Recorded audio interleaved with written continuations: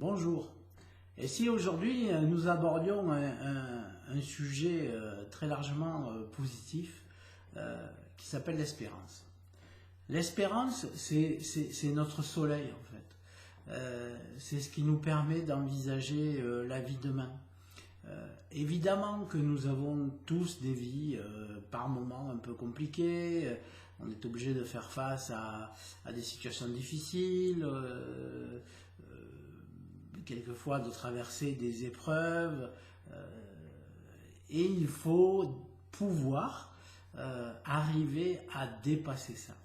Et dépasser ça, ça veut dire que nous avons au fond de nous cette petite lueur qui continue de brûler pour nous dire demain, demain il y a autre chose, demain il y a encore plus beau à vivre et que le meilleur finalement reste à venir. Et ça s'appelle l'espérance, ça s'appelle l'espoir. Quand il n'y a plus d'espoir, tout devient noir, il n'y a plus d'issue, on ne voit pas ce que va être la vie future, et ça c'est finalement la fin de tout, et tout ce qui nous permet de rester en vie en fait, tout ce qui va alimenter notre esprit positif, tout ce qui va alimenter notre instinct de survie, c'est parce qu'il y a au fond de nous quelque chose qui nous dit qu'il y a encore de très belles choses à vivre, que demain ça sera plus joli. Et ça c'est l'espérance. Alors évidemment on retrouve l'espoir, l'espérance dans toutes les religions, dans toutes les philosophies, et ce n'est pas un hasard. C'est bien parce qu'en fait, c'est le moteur qui nous permet d'avancer au jour le jour. On parle de l'instant présent. Oui, l'instant présent, c'est ce que nous devons vivre. Et nous le vivons. Alors, il est quelquefois pas très agréable, il est quelquefois très très agréable, joyeux, plein d'amour, plein de belles choses. Et au-delà de l'instant présent, qu'il soit positif ou négatif, il y a autre chose. Cette autre chose s'appelle le futur.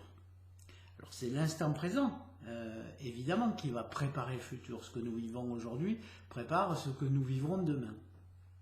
Mais ce n'est pas parce qu'aujourd'hui nous vivons certaines choses que demain ce sera exactement la même construction, la même chose. Et à partir du moment où dans notre fonctionnement le plus profond, dans notre intentionnalité, dans nos croyances, dans notre foi, nous pouvons nous projeter vers quelque chose qui sera meilleur, quelque chose qui va nous sortir, quelque chose qui va changer les situations dans lesquelles nous sommes, eh bien on y met de l'espoir. Et à partir du moment où on met de l'espoir dans quelque chose, on espère que ce qui va venir sera positif. Et c'est en général le cas. Voilà. Après la pluie vient le beau temps, mais après le beau temps reviendra la pluie, et après la pluie reviendra le beau temps. C'est cette notion de cycle, de renouvellement, d'impermanence qu'il va falloir intégrer. Ce qui existe là, aujourd'hui, maintenant, n'existe plus dans la seconde qui vient. Là, au moment où je vous parle, il fait un beau soleil. Mais depuis une semaine, il pleuvait. Et on est tous avec cet espoir de revoir le soleil le lendemain ou 2 jours après. Et ben cette espérance, elle s'applique à tout. Et à partir du moment où on commence à ne plus fonctionner dans cette espérance, on devient négatif, archi négatif. Et ce sont des gens qu'on fréquente tous, qu'on connaît, et voilà, et demain ça va être ceci, et demain ça va être cela, et de toute façon il va faire froid, et de toute façon il va pleuvoir, et puis la société va aller de plus en plus mal, et bientôt tout va exploser, et bientôt tout va se casser la gueule. Ça, Johnny Hallyday chantait il y a quelques décennies, noir c'est noir, il n'y a plus d'espoir. Eh ben voilà, c'est exactement la réponse. Eh bien nous, on est plutôt dans le contraire, c'est de dire bleu c'est bleu, demain le soleil brille et la vie sera plus jolie. Voilà. Pourquoi? Parce que c'est ça qui va nous aider à avancer. C'est ça qui nous permet de régler les problèmes d'aujourd'hui en se disant on les règle, on sort de ces situations, on les laisse derrière nous et on avance. Et si j'avance, c'est bien pour que ça soit positivement différent. Okay? Et comme dans la petite vidéo que vous avez vue juste avant, c'est l'espérance, c'est l'espoir, c'est la foi qui va allumer tout le reste. Sinon, à quoi bon aimer? Ou à quoi bon se dire je vais rencontrer quelqu'un d'autre pour continuer ma vie, pour refaire ma vie, etc.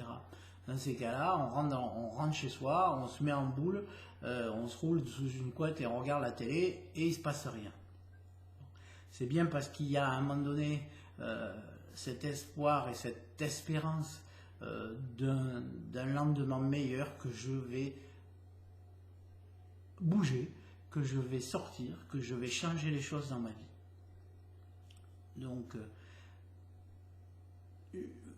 je vous engage vraiment à réfléchir, à méditer sur la manière dont vous vivez l'espérance et la manière dont vous intégrez cet espoir, cette espérance dans votre vie.